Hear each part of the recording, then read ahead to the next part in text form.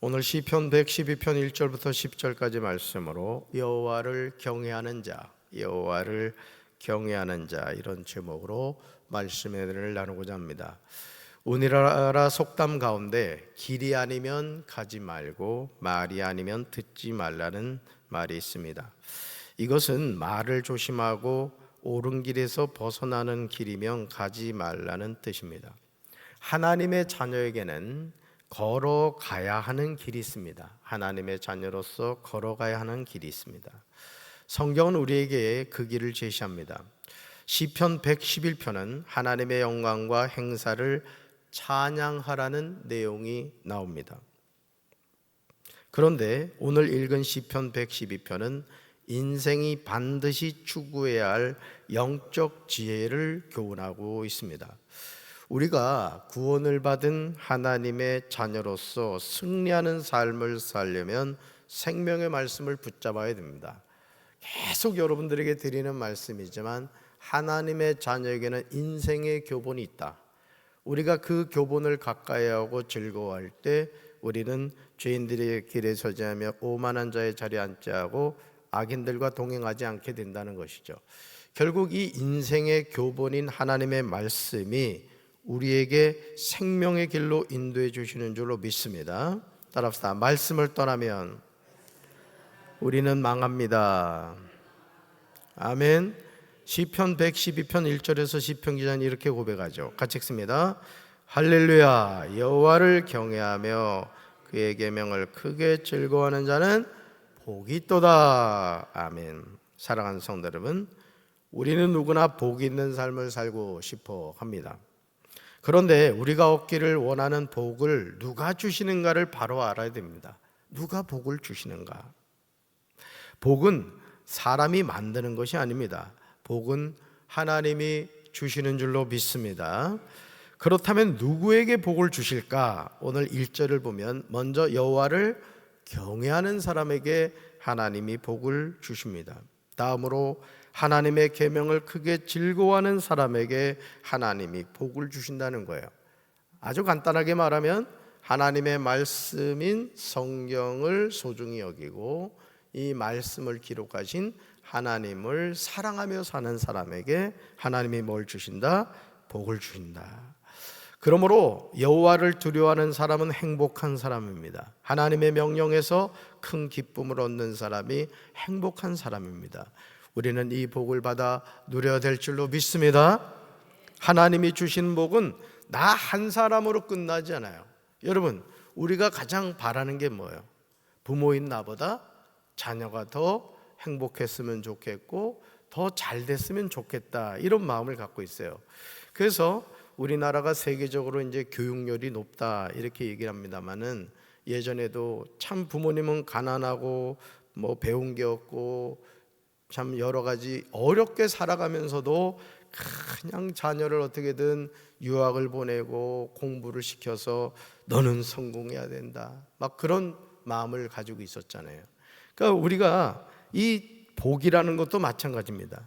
나 자신이 복 받는 것도 중요하죠.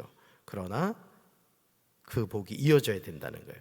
시편 111편 2절을 보시면 하나님이 주시는 복은 후손에게로 이어지는 것을 보게 돼요. 이게 하나님의 복의 원리인데 2절 같이 읽습니다. 쉬운 성경입니다. 그의 자녀들은 땅에서 강한 자가 될 것이며 정직한 자들의 후손은 복을 받을 것입니다. 아멘. 누가 땅에서 강한 자가 됩니까? 하나님을 경외하며 그의 계명을 크게 즐거워하는 자의 자녀들입니다. 누가 하나님이 주시는 복을 받게 됩니까? 정직한 자들의 후손입니다. 출애굽기 20장 6절과 신명기 5장 10절에서 하나님이 주시는 축복이 나오는데 얼마나 이어지는가를 알 수 있어요. 말씀 같이 읽습니다. 나를 사랑하고 내 계명을 지키는 자에게는 천대까지 은혜를 베푸느니라. 아멘. 나를 뭐하고? 사랑하고 내 계명을 뭐하는 자? 지키는 자는 천대래요. 여러분, 한 대를 보통 30년 정도로 보잖아요, 그죠? 한 세대를. 그럼 1000대면 얼마요? 갑자기 머리 지나죠? 이거 시험 안 나오니까 넘어가겠습니다. 사랑하는 성도 여러분, 하나님 주시는 복은 나 한 사람으로 끝나지 않습니다.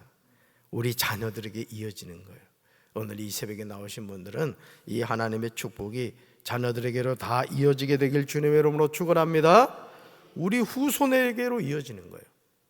우리는 이런 축복을 받아야 될 줄로 믿습니다. 천대까지 하나님이 베푸시는 은혜를 받기 원하는 사람은 결단해야 돼요. 뭘 결단해야 되느냐?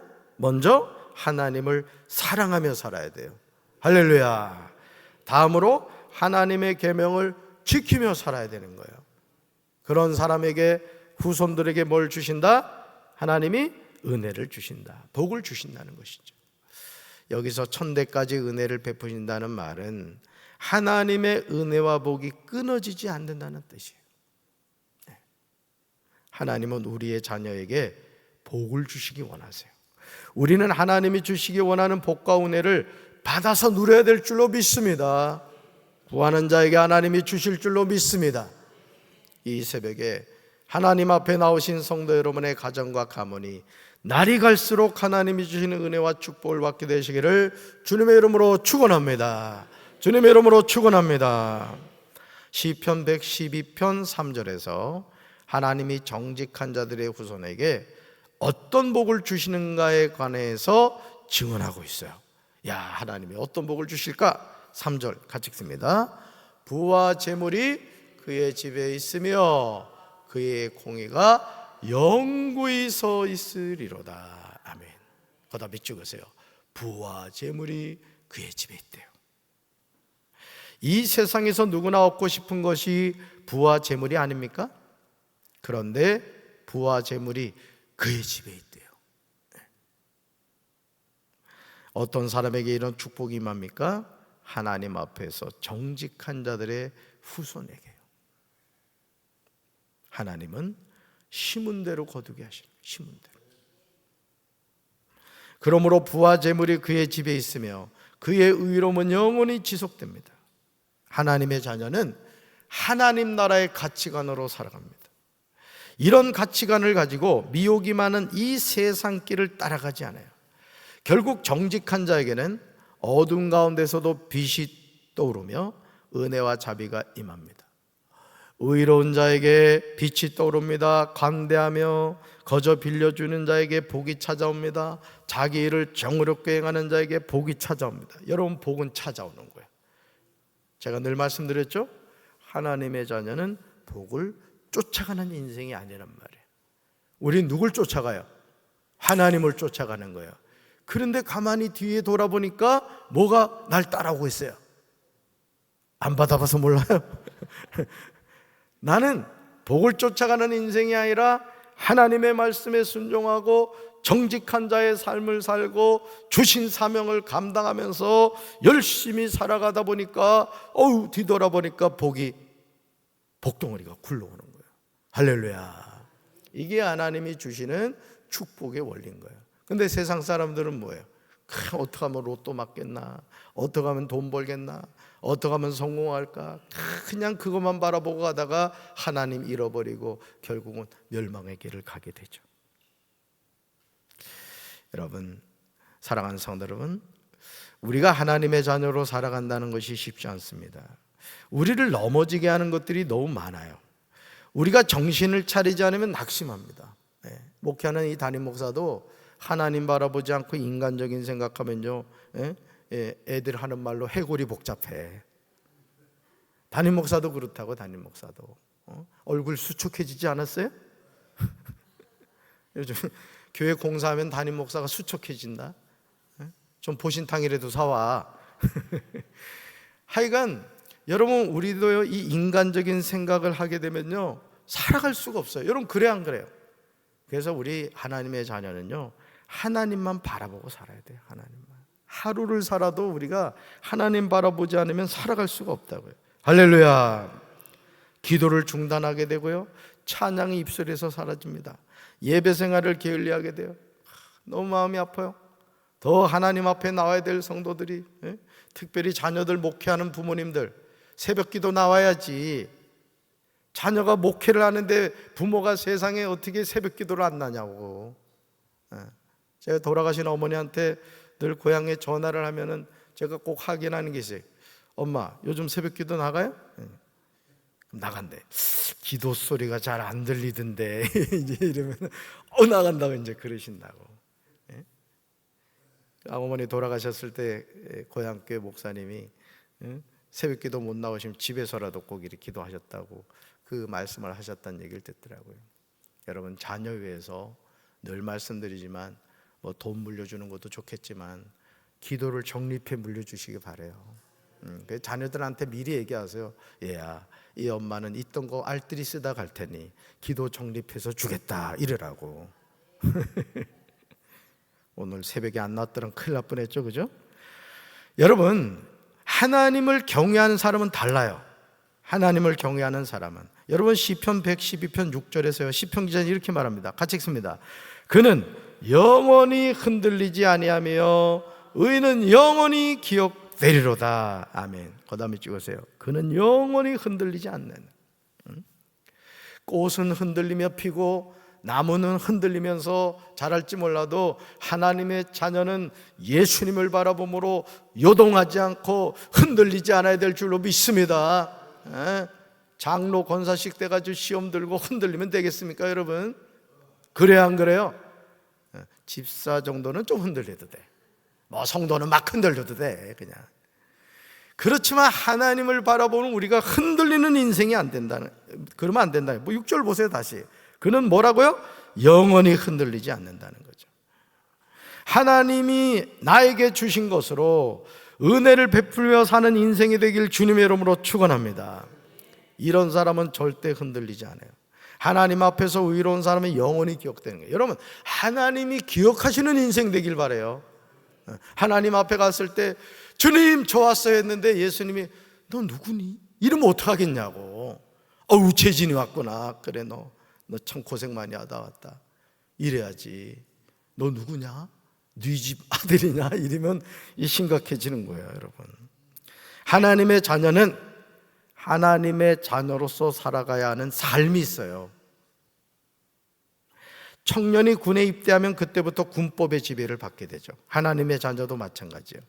그러므로 하나님의 자녀는 나쁜 소식을 두려워하지 않아요. 그의 마음은 흔들리지 않고 여호와를 의지합니다.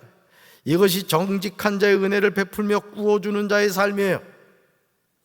여러분, 이 요즘 우리가 이 세상 살면서 여러분 뉴스에서 좋은 뉴스 보도하는 거 봤어요, 못 봤어요? 좋은 뉴스 안 나온다고. 뉴스 너무 보지 마. 가짜 뉴스도 많지만은 뉴스에서 좋은 얘기 안 합니다. 좋은 얘기. 강경제일교회가 지금 비전센터하고 행정사무실 공사한다는 거 뉴스 나온 거 봤어요? 좋은 얘기는 안 한다고. 날마다 나쁜 얘기예요. 그러니까 사람이요, 이 좋은 얘기를 자꾸 들어야 우리 마음이 좋아지지, 나쁜 소식 자꾸 들어봐봐요, 사람이 괜히 두려워지고 불안해지는 거예요. 여러분, 삶의 여정에서 우리는 전혀 생각하지 않았던 경험을 하게 됩니다. 그것이 즐거운 일이든 슬픈 일이든 일어납니다. 나와 상관없이 일어나는 일이지만 그것이 내 마음을 아프게 해요. 견딜 수 없을 정도로 내 마음을 후벼 파요. 너무 고통스럽습니다. 여러분, 그럴 때가 있죠. 까마귀 날자 배 떨어지는 그런 일들이 많단 말이에요. 그러나 이런 상황에서도 하나님의 자녀는 여호와를 의뢰함으로 인하여 마음을 굳게 붙잡아야 돼요. 나라가 망할 것 같다. 이 유튜브도 마찬가지. 유튜브도 좋은 내용을 자꾸 들어야 돼요. 좋은 내용을. 유튜브를 듣더라도 은혜로운 말씀, 왜 성경이 진리가 아니냐, 왜 11조를 드리면 안 돼, 꼭 이런 영상 보면서 은혜 받는 사람이 있어. 왜 그래요? 뭘 하나 보더라도 신앙에 유익한 것, 말 한마디를 하더라도 믿음의 말을 해야 되는 거예요. 찬양하고 기도하고 말이죠. 아멘이십니까? 그러니까 이 세상은요, 하나님의 자녀를 자꾸 하나님으로부터 멀어지게 합니다. 그러니까 우리가 정신 바짝 차리지 않으면요, 이게 아닌 말로 이 눈 뜨고 코베가는 세상이라니까. 그러니까 여러분들이 앞으로 텔레비전을 보든 유튜브를 보든 또 뉴스를 보든 항상 좋은 것만 들으시기 바래요. 우리가 자녀를 이렇게 산모가 이렇게 임신을 하면 태교하죠, 그죠? 태교하잖아요. 안 해봐서 몰라요? 한번 다시 임신해봐. 그러면 여러분, 태교를 한다는 게 무슨 뜻이에요? 태교한다는 것은, 여러분 엄마 뱃속에 아기가 뭘 알겠어. 근데 엄마가 보는 것을 누가 본다는 거예요? 태중에 있는 태아가 본다는 거예요. 엄마가 먹는 거 누가 먹는다는 거예요? 엄마가 하는 말 누가 듣는다는 거예요? 우리가 영적인 태교를 해야 되는 거예요. 아멘. 우리 자신 영적 태교를 해서 항상 볼 것 보고 들을 것 듣고 말할 것만 말하란 말이에요. 따라서 영적인 태교를 하겠습니다. 영적인 태교를 하겠습니다. 하나님의 자녀는 여호와를 의뢰함으로 인하여 마음을 굳게 붙잡아야 돼요. 마음을 막 아무데나 두면 안 된다고요. 시편 112편 8절에서 시편 기자가 이렇게 말해요. 같이 읽습니다. 그의 마음이 견고하여 두려워하지 아니할 것이라. 그의 대적들이 받은 보응을 마침내 보리로다. 아멘. 그의 마음이 뭐하라고요? 견고하대요. 뭐하지 않는다고요? 두려워하지 않는다. 두려워하지. 그리고 그의 대적들이 받는 보응을 마침내 본다는 거예요. 이거 누가 이렇게 하시겠다는 거예요? 하나님이 하시겠다는 거예요. 시편 23편에도 보면 원수의 목전에서 상을 차려주신다는 거예요. 그러니까 승리케 하시는 하나님이 누구 하나님이에요? 나의 하나님이에요. 할렐루야. 그러므로 하나님의 자녀는 마음이 견고해야 돼요. 여러분, 마음이 이게 좀 흔들리지 마. 이래서 시험 들었다, 저래서 시험 들었다, 뭐 누가 나한테 무슨 말을 했다고 그 말을 묵상하면서 예수님을 주야로 묵상해야 되는데 이상한 걸 묵상하는 사람들이 있어. 여러분, 신앙생활 누구 위해서 하는 거예요? 혹시 담임 목사 위해서 신앙생활 해주신 분 계십니까? 마음은 이쁘지만 그럴 필요 없어. 나는 내 길 가는 거야. 여러분 자신을 위해 신앙생활 하는 거라고. 따라합시다. 내 일생에 시험은 없다. 시험은 없어요. 또 두려워하지 말아야 돼. 두려워하지 마. 아니, 성경에 365번 두려워하지 말라고 나온다잖아. 따라합시다. 두려워하지 말자. 나에게 있는 것을요, 가난한 사람들을 후하게 구제해 주어야 돼요. 또 이런 삶을 살아갈 때 그의 의로운 얘기가 영원히 남을 것이며 그는 유력하고 존경받는 사람이 돼요. 악인은 이것을 보고 분노하며 이를 갈면서 소멸이 됩니다. 여러분, 악인의 희망은 좌절되는 거예요. 그래서 여러분 결국 가만히 생각해 보세요. 우리가 이 세상을 잠깐 살잖아요. 여러분들 몇 밤 자고 났더니 지금 70, 80 됐죠. 저도 몇 밤 자고 났더니 지금 60을 향해서 달려가고 있다고. 이 젊은 제가 말이죠. 몇 밤 자고 나면 어디서 눈 뜰 것 같아? 우리 다 천국에서 눈 뜬다고. 그래서 어떤 사람은 아예 잠을 안 잔대. 눈에다 성냥같이 끼워가지고 눈을 뜨고 잔대. 나이 안 먹으려고. 여러분, 언젠가는 다 우리가 이 육신의 장막을 벗을 텐데 우리가 하나님 앞에 서게 된다는 거예요.